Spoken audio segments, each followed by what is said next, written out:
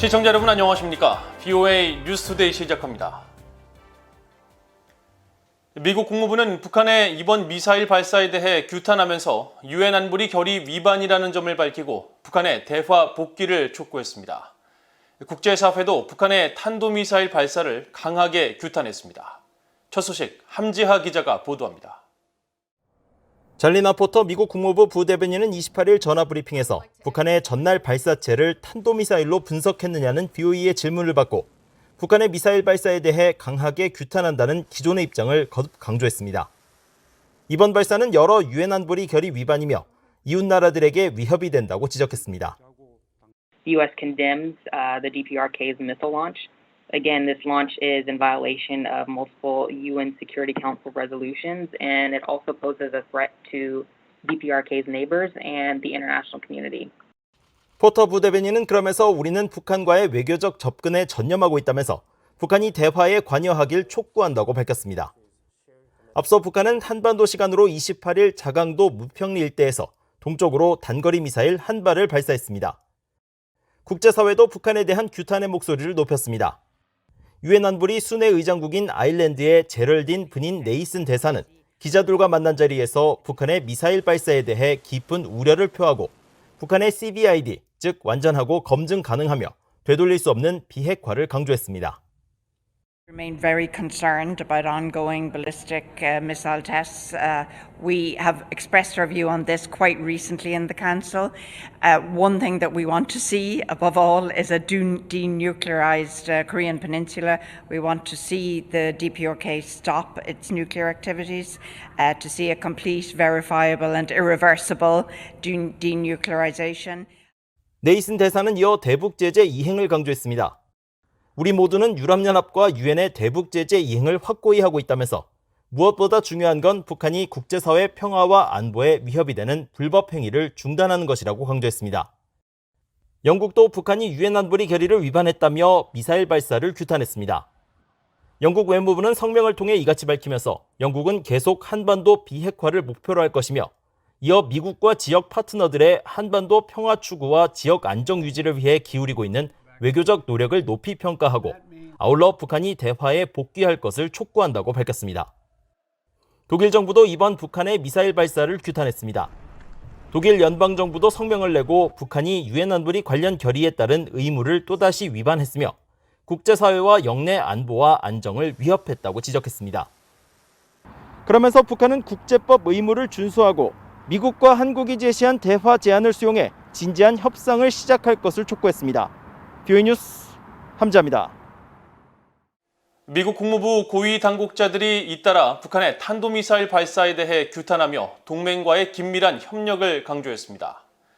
킨 모이 국무부 동아시아 태평양 수석 부차관보는 28일 미국 애틀랜틱 카운슬과 한국국제교류재단이 공동 주최한 토론회 기조연설을 통해 미국은 북한의 최근 탄도미사일 발사들을 우려하며 규탄한다고 밝히고 이런 발사들은 여러 유엔 안보리 결의 위반이며 북한의 이웃 국가들과 국제사회에 위협이 된다고 밝혔습니다. 이어 북한의 대량 살상 무기는 국제 평화와 안보에 심각한 위협을 제기한다면서 미국은 계속 한국과 일본 등 동맹 파트너 등과 함께 긴밀히 협력해 한반도의 완전한 비핵화의 길을 추진할 것이라고 밝혔습니다. 토론회에 참석한 마크 램버트 국무부 한일 담당 부차관보는 북한의 탄도미사일 발사 직후 미국과 한국은 대화를 했다면서 이러한 협의는 현명한 대북 대응책으로 이어질 것이라고 말했습니다. 또 제임스 스타인버그 전 국무부 부장관은 북한은 미국의 양보를 얻어내기 위해 계속 도발을 하고 있다면서 하지만 근본적으로 양보를 통해 더 나은 상황이 만들어진다는 확신이 없다면 진전은 생기지 않을 것이라고 지적했습니다. 북한이 유화적인 담화를 내놓은 뒤 미사일을 발사한 것은 앞으로 있을 미국과의 비핵화 협상에서 우세를 확보하기 위한 것이라고 미국의 전직 관리들이 밝혔습니다. 위기 상황을 만들어낸 뒤 상대방이 양보를 한다면 외교적 관여를 제한하는 북한의 전형적인 협상 수법이라는 지적입니다. 김영규 기자가 취재했습니다. 로버트 매닝 전 미국 국무부 선임 자문관은 28일 BOA에 김정은 북한 국무위원장의 여동생 김여정 노동당 부부장이 지난주 이틀 연속으로 유화적인 담화를 내놓은 뒤 사흘 만에 북한 정권이 단거리 탄도미사일을 발사한 건 북한의 정치적인 의도에 따른 것이라고 말했습니다. It's a political gambit, so to speak. I tend not to believe in coincidences, and I don't think it was a coincidence that this missile launch occurred right at the same time that the North Korean UN rep was giving his speech in the UN General Assembly, criticizing the U.S. for its hostile policy and military exercise and so on, demanding they change. I think it's a typical North Korean effort to create a kind of mini crisis, press the Biden administration to make concessions on and begin some sort of talks on North Korean terms. 트럼프 행정부 당시 북한과의 협상에 관여했던 앤서니 루지에로 전 백악관 국가안전보장회의 북한 담당 국장 역시 이 같은 북한의 움직임은 미한 연합훈련 중단과 제재 해제 등 자신들이 원하는 조건 속에서 미국과 대화를 시작하기 위한 것이라고 지적했습니다. You know, they want engagement on their own terms. They've been spelling those out. You know, they want the U.S. and South Korea to stop military exercises.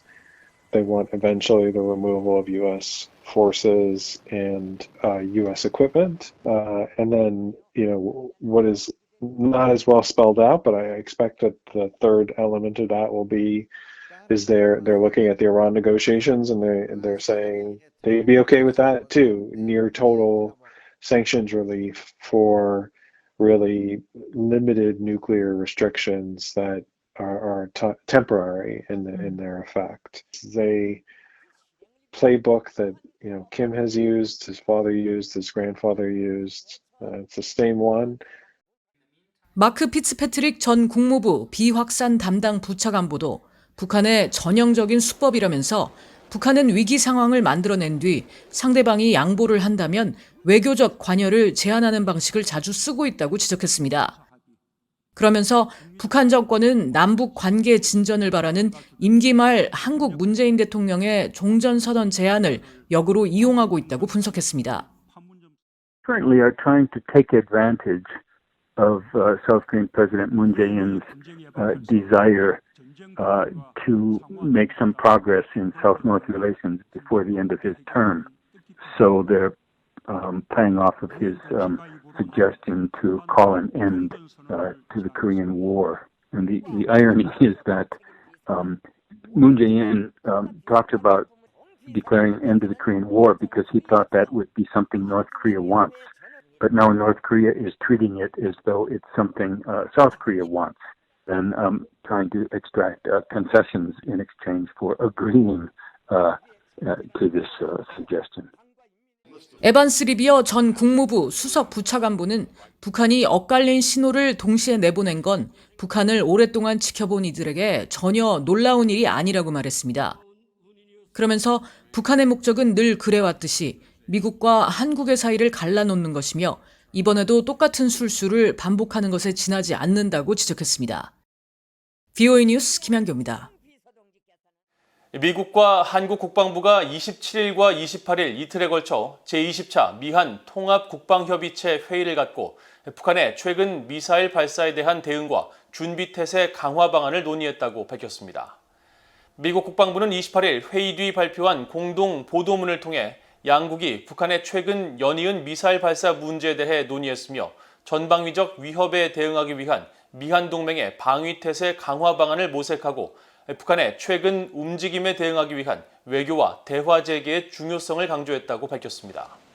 이어 양측 대표단은 한반도의 완전한 비핵화와 항구적 평화 달성이라는 공동의 목표를 재확인하고 미한 연합군이 한국 방어를 위한 준비 태세를 유지하기로 합의했으며 북한의 핵과 대량 살상 무기, 미사일 등의 위협에 대한 억제와 대응 방안을 검토하기 위해 최근 미한 양국군이 확장 억제 수단 운용 연습에 함께 참여한 사실을 강조하면서 이 같은 훈련이 동맹의 연합 억제 능력 증진에 크게 기여할 것이라고 강조했습니다. 양측은 이번 회의 결과를 바탕으로 오는 11월 서울에서 열리는 53차 미한 안보협의회의에서 추가 논의를 이어갈 계획이라고 밝혔습니다. 북한 최고인민회의가 28일 청년들의 사상 단속을 강화하는 청년교양보장법 채택을 논의한 것으로 알려진 가운데 유엔 인권 전문가들과 영국의 상원의원이 우려를 나타내며 장기적으로 주민들의 반발에 부딪힐 수 있다고 경고했습니다. 토마스 오에아 퀸타나 유엔 북한인권특별보고관은 28일 VOA에 정보에 대한 개인의 접근 권리는 세계인권선언과 시민적, 정치적 권리에 관한 국제규약이 명시한 표현의 자유 권리의 필수적 부분으로 북한 주민들은 교육권과 함께 정보 접근의 혜택을 누려야 한다고 밝혔습니다.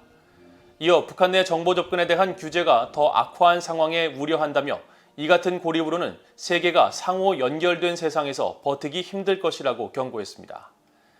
호주 대법관 출신인 마이클 커비 전 유엔 북한인권조사위원회 위원장도 28일 VOA에 북한 최고인민회의가 청년교양보장법 채택을 논의한 28일이 국제 보편적 정보 접근의 날임을 상기하며 북한 청년들도 한국처럼 북한의 반인도적 범죄를 규명한 유엔 북한인권조사위원회 보고서를 읽을 권리가 있다고 강조했습니다. 데이비드 알톤 영국 상원의원도 VOA에 김정은과 북한 지도부는 정보 접근보다 선전과 세뇌의 결합에 의존하고 있다며 언젠가 정보 방화벽의 댐이 터지고 북한 정권이 어떻게 조직적으로 지식과 정보에 대한 접근을 부정했는지 주민들이 알게 된다면 이념과 정신을 지배하려는 이런 강압적인 시도에 엄청난 반발이 있을 것이라고 경고했습니다. 이상으로 VOA 뉴스투데이를 모두 마칩니다. 시청해주신 여러분 고맙습니다.